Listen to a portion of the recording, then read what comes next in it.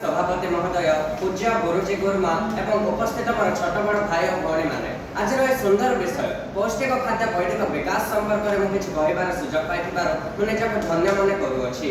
मनीष मनीष कौन कार्य करने पूर्व ता शरीर शक्ति अत्यंत आवश्यक थाए एवं आम जाचे खाद्य ही शक्तिर उत्स।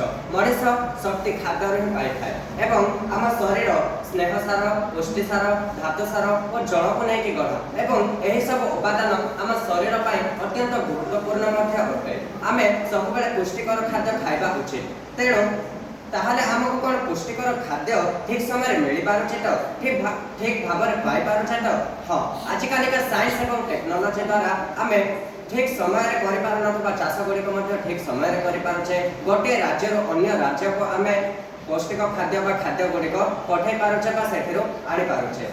तेणु पिला खास कर पौष्टिक खाद्य ग्रहण करने आवश्यक जहाद्वारा शारीरिक और मानसिक क्षेत्र में उन्नति हम। तेणु आम गोटे कथा धरी ना विद्यालय कथा विद्यालय में आम 10टा ରୁ 4टा जाए बस पाठ पढ़ुचे से समय किसी समय आमको खाइबा समय दि जाए बा लंच ब्रेक दि जाए किंतु किछि पिला विद्यालय को खाइबा नहीं आसु नथाचंती किंबा एमडीएल मेल किछि पिला खाउ नथाचंती। तेणु से पिला को जेते पाठ पढ़ेले मध्य ठीक भाव में से विषय को बुझी पारु नथाय काहेकि कारण होछि भोक पेटर किछि पौष्टिक खाद्य नथिबो पेट खाली थिबो मानसिक स्थिर केमिति रहबो मानसिक शक्ति कुआड आसीबो। तेणु हमको पौष्टिक खाद्य सब बेले ग्रहण करबा उचित जहा फल रे हम मानसिक क्षेत्र में विकास हो पारिबो।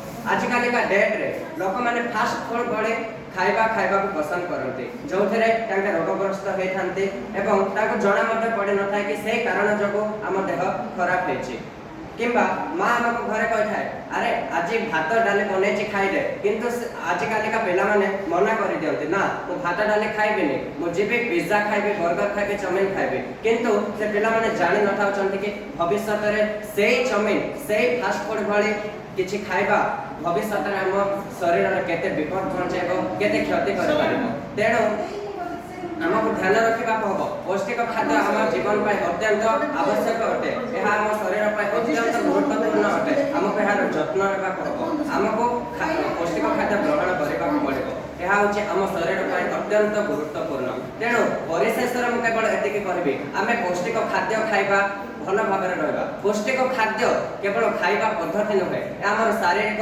मानसिक क्षेत्र में उन्नति आनी थाए। तेणु आम सुस्थ खाइबा सुस्थ रहिबा सुस्थ जीवन बंचिबा एवं सुस्थ सामाजिक गढ़ा एतिक कहि मो वक्तव्य शेष करुछि।